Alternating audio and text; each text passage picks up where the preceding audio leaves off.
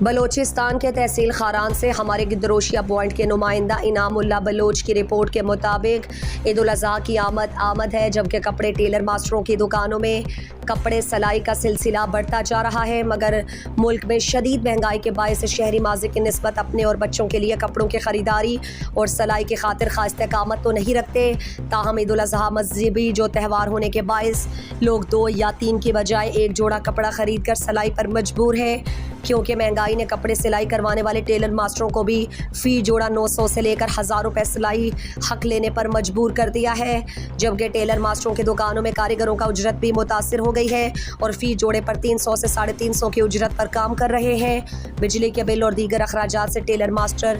شدید متاثر ہے۔ سر بجلی کم نے دے رکھے تقریباً شام اس تک ہم نشتہ کا شب پنچ جوڑ کرنے وقت سارا نبی مہنگائی وقت اور حالات حساب کے چلے گی مہنگائی بعض بہتر وقت زیادہ یہ دورے تھا سیلم سب چیزیں نہیں